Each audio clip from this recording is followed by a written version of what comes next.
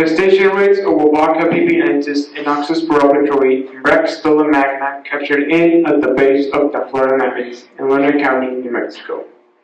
This research was done by Michelle Aú, Lucero Caballero, Francesca Coloma, Jacqueline Cardosa, Jesus Lozano, and Michael Moreno. This research was sponsored by Western New Mexico University and LA College High School, Deming, New Mexico. Here, in Figure 1, we can see an adult Brachystola magna. Figure 2 shows an Oxyspirura petrowi nematode, and Figure 3 shows Wolbachia pipientis stained in blue. Abstract. The Chihuahuan Desert hosts a variety of flora and fauna. Orthopterans, grasshoppers, crickets, and katydids are integral parts of the desert ecosystem and can be vectors for some diseases. Brachystola magna, Girard, Orthoptera Romaleidae, is commonly known as Plains Lubber Grasshoppers and are large polyphagous omnivores that emerge after a 2-year diapause. Besides being a food source for many species, they can be vectors for parasites such as Wolbachia pipientis and Oxyspirura petrowi. Wolbachia pipientis is commonly known as the male-killing bacteria, reaching the sex ratios of insect populations. Oxyspirura petrowi, a nematode, causes eyeworm disease in Northern Bobwhite Quails and is decimating the quail population. This is important because Northern Bobwhite Quails have an impact economically. 69 specimens, 14 males and 55 females, were captured between July and November of 2021 in the northern section of the Chihuahuan Desert at the base of the Florida mountains. 37 specimens were tested for Wolbachia pipientis, Hertig, Rickettsiates, Ehrlichiaceae, and 55 specimens were tested for Oxyspirura petrowi, Skrjabin, Spirurida. Figure 4 shows a third instar of a Brachystola magna. Research questions. 1. What is the infection rates of Wolbachia pipiensis in the captured population of Brachystola magna? 2. How many of the captured Brachystola magna are infected with Oxyspirura petrowi nematodes? 3. Is there a difference in gender infection rates with either of these two parasites in Brachystola magna? Here in Figure 5, we can see a Northern Bobwhite Quail infected with Oxyspirura petrowi eyeworms. Figure 6 shows the anterior dorsal view of an Oxyspirura petrowi nematode, and Figure 7 shows the posterior dorsal view of an Oxyspirura petrowi nematode.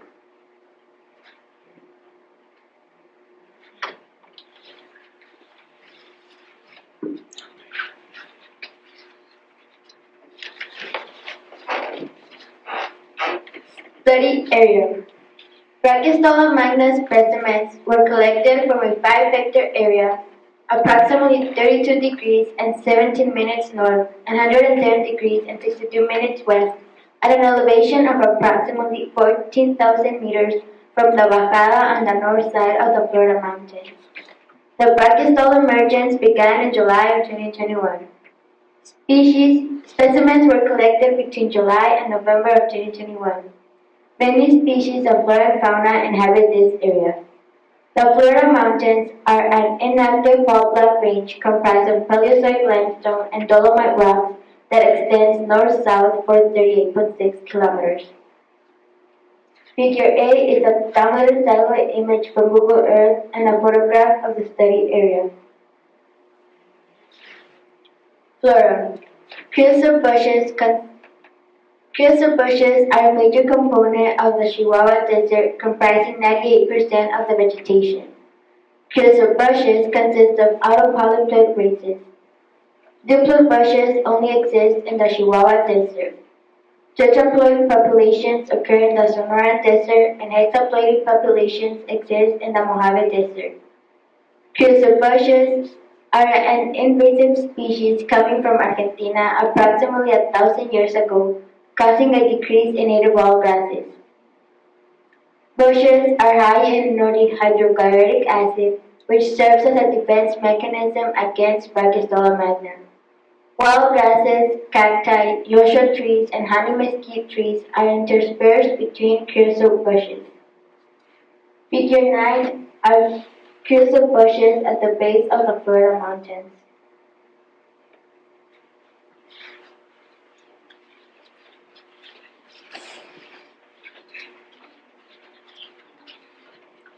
Brachystola magna. Brachystola magna, large, multicolored grasshoppers that live primarily on the plains of North America. They are flightless, polyphagous omnivores. Brachystola magna go through a 2-year diapause, upon hatching the nymphs to develop to adulthood through 5 instars. They are intermediate hosts for Oxyspirura petrowi, a nematode that causes eyeworms in Northern Bobwhite Quail, Colonus virginianus. In Figure 10 is an adult Brachystola magna basking in the sun, camouflaged with bivarium pigmentation. Bivarium pigmentation allows this insect to camouflage with its environment and stay away from predators. Brachystola magna ecological benefits. They are a food source for many animals and add a significant biomass to an area. Some adults weigh close to 4.5 grams. They are high in nutrition and have an unsaturated lipid content of 64.7%. Brachystola magna are also high in calcium, magnesium, and potassium and are low in sodium. Also, the chitosan films obtained from the Brachystola magna's chitin have proven to be excellent sausage casing. These films do not deteriorate over time. Ecological harm. Defoliation of crops, especially sunflowers and cotton. Cotton is a major crop in New Mexico, and profits from cotton usually exceed $6 million per year. In Figure 11 is an adult Brachystola magna.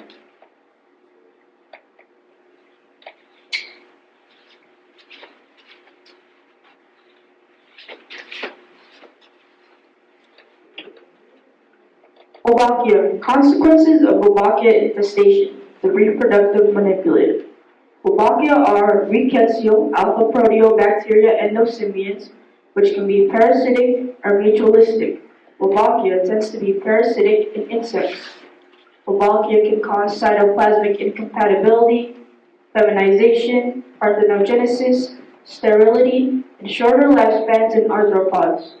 Wolbachia modifies host reproduction to enhance its own spread. 67% of all insect species are infected with Wolbachia. This is a 50% increase since 1997. The infection rate is increasing at approximately 2% per year. In Figure 12 is a gel electrophoresis. To the very left is the ladder, identified at 100, 200, 300 kilobase pairs, and so on. The yellow bands is the insect DNA, identified at 709 kilobase pairs. The red bands is the Wolbachia pipientis DNA, identified at 438 kilobase pairs. In Figure 13, we can see that the insect cell is infected with Wolbachia pipientis. Diseases blocked by Wolbachia. These diseases are transmitted through mosquitoes, but with Wolbachia present, there can be a decline in infections such as Zika virus, dengue virus, Drosophila C virus, West Nile virus, malaria, yellow fever, and more. And Figure 14 shows an Anopheles aegypti mosquito. Cytoplasmic incompatibility between the two divisions, A and B. Unidirectional cytoplasmic incompatibility. There is offspring for all cases except for when the male is infected but the female is not, resulting in no offspring. Bidirectional cytoplasmic incompatibility. When both the male and the female are infected with the same division, there is offspring. But when either the male or the female is infected with a different division from the other, there is no offspring.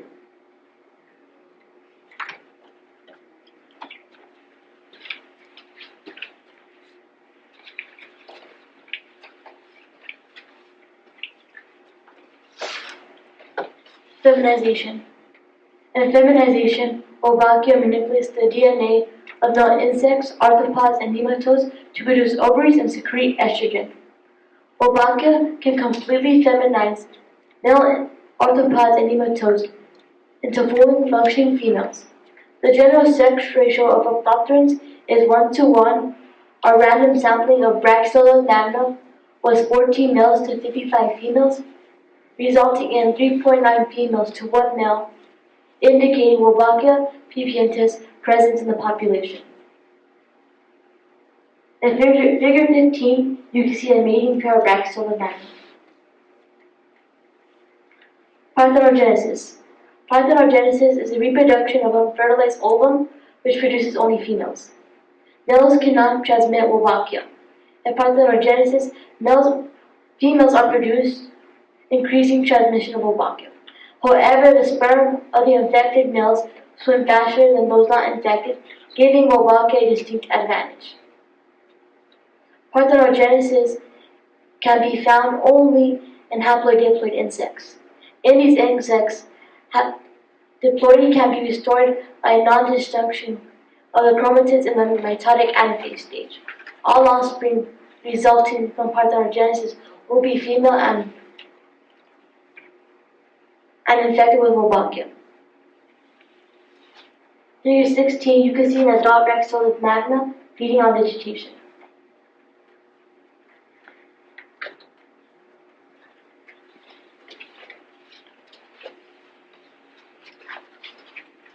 Okay.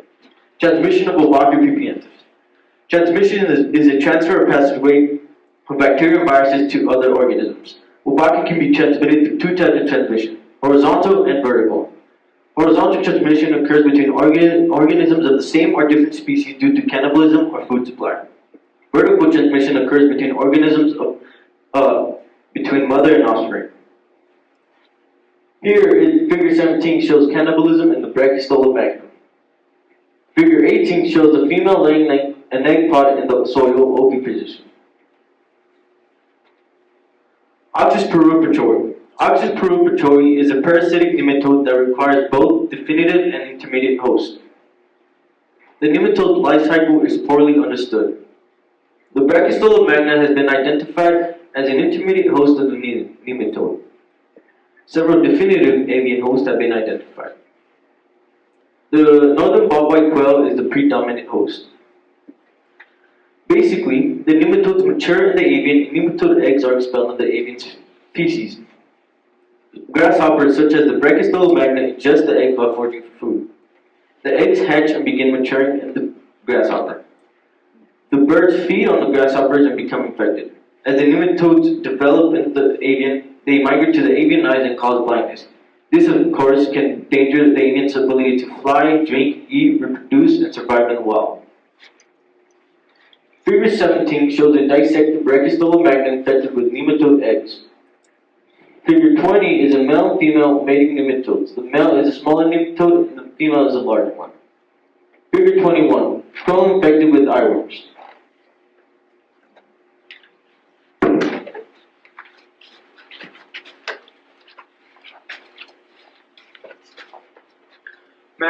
Methods for DNA extraction. We start off by cutting 2 millimeters of the specimen's abdomen because Wolbachia infects the gonads, which are the reproductive organs. 200 microliters of lysis buffer were added to break down the cell membrane and macerated to break apart the chitinous exoskeleton. Chitin is a carbohydrate. The sample was then put in a water bath for 5 minutes at 95 degrees Celsius to soften the exoskeleton and degrade any enzymes that may damage the DNA. After the water bath, the sample was put in a centrifuge for 5 minutes at 10,000 RPM to isolate the exoskeleton from the cells. 400 microliters of the supernatant were transferred to a second microfuge tube where 40 microliters of 5 molar sodium chloride were added to neutralize DNA's negative charge and incubated on ice to decrease the enzyme activity. 400 microliters of alcohol were added to precipitate the DNA and were let air dry for 10 minutes to isolate the DNA. The sample was then ready for PCR process. 20 microliters of primer were added and 5 microliters of DNA were added to the PCR bead and put in an electrophoresis chamber which was run at the gel for 30 minutes at 150 volts.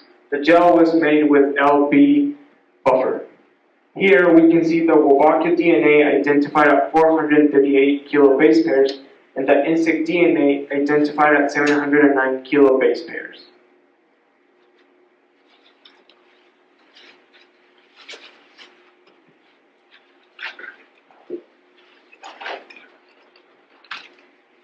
Grasshopper dissection methods. Brachystola magna specimens were kept at 4 degrees Celsius and were thawed for dissection. Dissecting scissors were used to cut the specimens from the ventral posterior to the ventral anterior. The specimens were eviscerated and the internal organs were examined for nematodes. Finally, the procuticles were inspected for eggs. In figure 39, we can see a Brachystola magna being dissected. Results for Wolbachia pipientis. 37 Brachystola magna were tested for Wolbachia pipientis. 30% of the specimens tested positive for Wolbachia, 19% tested positive for both. Oxyspirura petrowi DNA is identified at 218 kilobase pairs. Here is a table that shows the Brachystola magna infection rates. There were a total of 11 specimens that tested for Wolbachia, 2 male, 9 female. There were a total of 7 specimens that tested positive for both Wolbachia and Oxyspirura petrowi. All of them were female. Here is a gel showing infections for specimens 54, 35, 47, 63, and 70. Here is the insect DNA, the Wolbachia pipientis DNA, and the Oxyspirura petrowi DNA. Here is the gel showing infections for specimens 16 and 20. This gel does not contain the Oxyspirura petrowi DNA.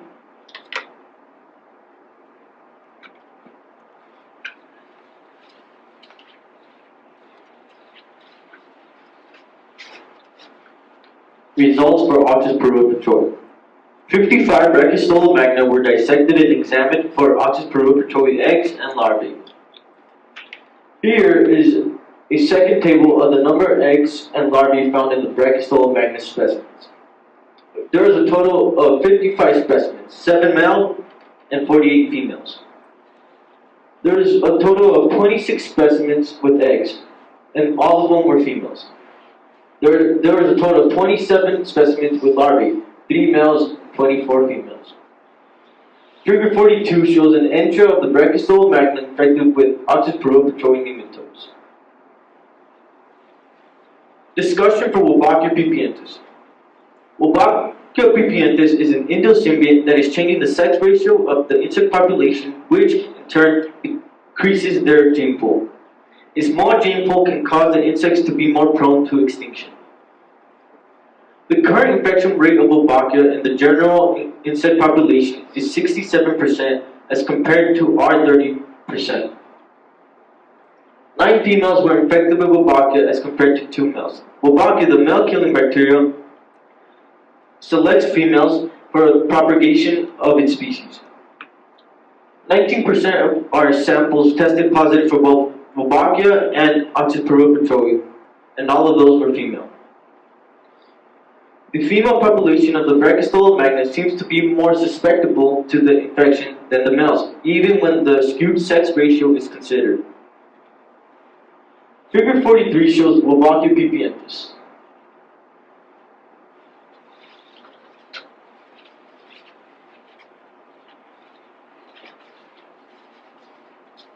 Discussion for Oxyspirura petrowi. 55 Brachystola magna were examined and dissected for Oxyspirura petrowi eggs and larvae. 13% of the specimens were males. None of the males contained eggs, and only 3 contained larvae.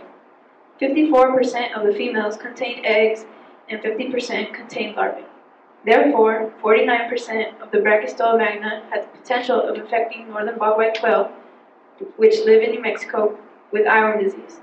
Eyeworm disease is decimating the Northern Bobwhite Quail populations in both New Mexico and Texas. In figure 44 is an infected Brachystola magna, and in figure 45 is advanced eyeworm disease.